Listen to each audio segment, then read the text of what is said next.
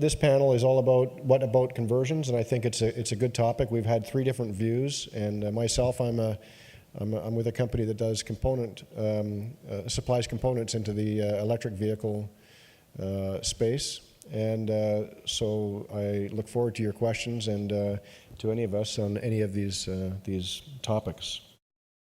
I will start with a question. For example, I don't think there's an easy answer for this one, but just for example, if all we did was have the cars turn off when stopped, what would that do to the airshed in our area when you've got congested traffic, which is where you have the most problem? A hybrid already typically is off when you're stopped. Non-hybrids, not at all. They're running, and that's where a lot of the pollution comes in. Oh, by the way, 0 miles per gallon as well. So what about as far as the introduction? I don't know that as far as cost goes, Jay, if you want to talk about that, if that's a possibility, or even if that would be of interest to the government, for example, to investigate encouraging people to convert their vehicles over to a system which would be the most simplest form, just turn the vehicles off when they're in traffic and stopped. Jay, do you want to? First thing that comes to mind is the heater would shut off too. And so would what's it called, defrosting and things like that, because that's where they get their heat from. The electricity is produced by the gasoline engine running. So I'm just pointing out that there are no simple solutions to the simplest things, where if you were to have every engine shut off, you would reduce emissions by 10% right off the bat, bang. Make that federal law, everyone's engines shut off while they're idling or while they're stopped, you would reduce emissions by 10%, if not more probably. That's a pretty good shot for a $700 add-on. But you would have to consider how that impacts some of the auxiliary systems on the vehicle.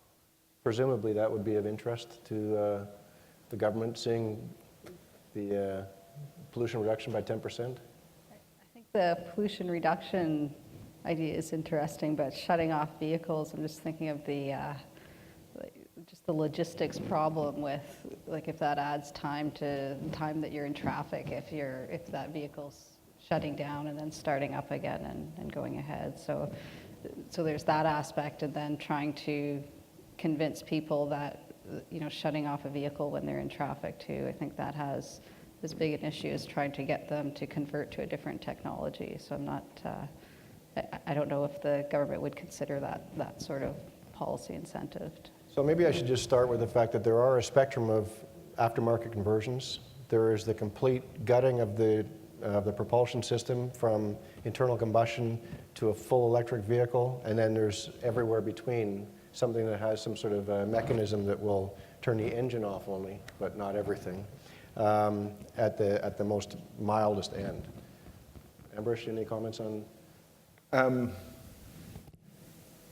Not a whole lot more to add to those two issues. I mean, I guess the concern, of course, is it's not just turning off the vehicle per se. It's also the question of would turning it off and then turning it on again itself consume, if not more fuel, affect the battery life more, that in the long run would lead to worse outcomes. If we could design the technology you're describing, and if we could convince people to adopt it, then that would be great. And Amrish, if I could carry on with you, one of your areas of study is targeted advertising. I noted in your presentation you talked about the fact that often the incentives are focused kind of on the wrong people. And so, shall I say, an expert might take it and say, well, what we want to do really is target the fellow who's driving the 10 mile per gallon vehicle and get him to buy the Honda Civic or Civic Hybrid. And I don't mean to suggest we're specifically targeting wrong people, but any broad public policy will target everyone, and including the right people and the wrong people, which on average will reduce the effectiveness of the policy. So that's true in designing any kind of tax policy. It's true in any kind of advertising campaign. If you have any kind of mass market campaign, you'll end up reaching people that you don't want to reach, but you have to pay to reach them. So that's the problem. How do you actually target people? Of course, the holy grail is to design an incentive where the most at-risk people, or the people who are, say, in this case, the biggest emitters, are drawn to the technology because of their lifestyles, in the sense of they would benefit most, and so they're the most likely to adopt it as well. If that's the case, that's really the way to go. That's hard to do. It's hard to say that the person driving the gas guzzling, say, pickup truck is It's hard to design a policy that says, yes, you get the rewards of this policy and somebody else doesn't without, I'd say, alienating a lot of people. On the idea of converting, well, selling new vehicles and having an incentive that's related to tax, that was, I guess, a fairly straightforward thing to do. Boy, it would be difficult, I would imagine, to try and incent people to do conversions. Has that been looked at all? I know the province has PSD exemptions that have been out for a while for aftermarket plug-in electric vehicle conversions. I know a number of months ago we looked at the number of people that took advantage of those PSD exemptions, and I don't have off the top of my head the numbers, but there was. Yeah, I think like these sorts of tax exemptions or policy measures that we would put in place would have to go along with a pretty strong outreach and marketing campaign to get the information out to people so they're aware of those opportunities and what that means to them when they're making these vehicle choices. So it's about getting the information about the incentives out to the consumer purchasing that product, and then the people who are also selling these products that we want them to purchase, so that they include that as part of their marketing and advertising to the consumer. Exactly. Can we take the first question from the floor? Yeah, hello. My name is Alejandro Garcia, and I come from Argentina. And I have a question for Jay about the new research and development technologies on batteries, because I'm a little bit concerned about the resources on lithium. As maybe many knows, in Argentina, Chile, and Bolivia, we have some lithium, but as I have read, Just a bit. yeah, but that's a problem. That is, I read a study, a German study, which they make a calculation which will say, okay, it will be maybe enough for 1 million cars. So if you own 1 million batteries, so if you compare with 900 millions, it will not resolve the problem. So there's maybe another kind of new technologies about to resolve this problem with batteries, because if you go on with these lithium batteries, it will not be enough. Thank you. Yeah, that's probably one of the best questions we'll probably hear tonight.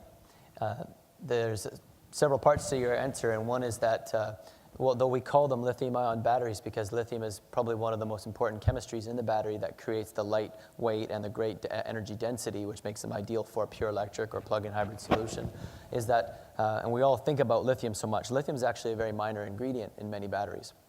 We'll find things like nickel, cobalt, those kinds of ingredients, are iron phosphate, for example, there's certainly more of that in all the different types of lithium-ion chemistries that we use and know about for electric cars today. So there's roughly 9 different lithium-like chemistries that can be used in electric cars that are being commercialized right now. And in every single one of them, lithium plays a major role, but minor ingredient. The other important thing is that the lithium is fully recyclable from primary battery life through secondary battery life and to disposal and then reuse. The other part to your question, I think, is, yeah, there will be 1-point-something billion cars on the road by 2030. There is no way they're all going to be electric. It'll still be a minority, which still means hundreds of millions of cars and billions of dollars in terms of revenue opportunities for companies.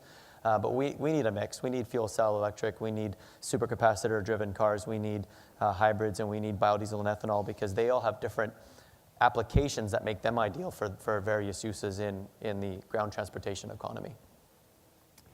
I'll also mention that when it comes down to batteries, I won't say that's easy at all. I mean, that's not treating that fairly at all. But the point is that getting the rest of the electric or the propulsion system in the vehicle is really a difficult part of that. In fact, once you've got the juice in the battery, I would say it matters not as much whether it's a lithium battery or a nickel metal hydride battery or even a lead acid battery. In fact, that's something that is, of course, designed in as part of the system, but the tricky part is frankly the rest of the propulsion system, and in each vehicle it's different. Can we have the next question, please? Thank you. Josh Usher from Misty West Engineering Consultants. Thanks for some interesting presentations.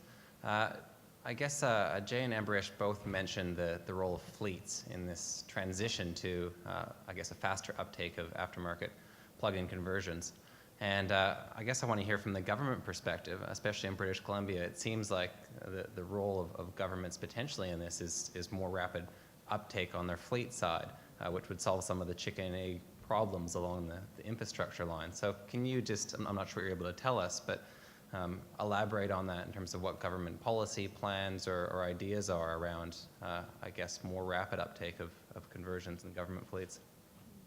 I can't talk too much about what our future plans are around conversions, but generally speaking, the provincial government fleet has one of the highest, or one of the largest hybrid electric vehicle fleets in North America. About 20% of their fleet is, 20% of the light-duty vehicles in the provincial government fleet is hybrid electric.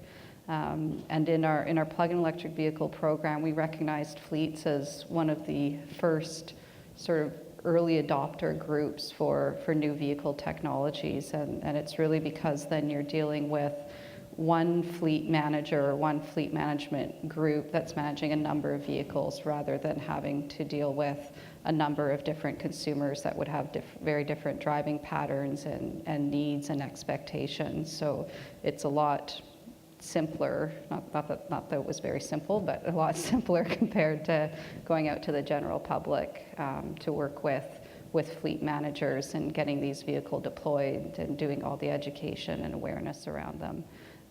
In terms of our provincial government commitments, we have committed to be carbon neutral by 2010. So, and vehicles are a large part of our emissions. So there would be something around vehicles to help reduce emissions in that respect. Okay, so sorry, just following up on that.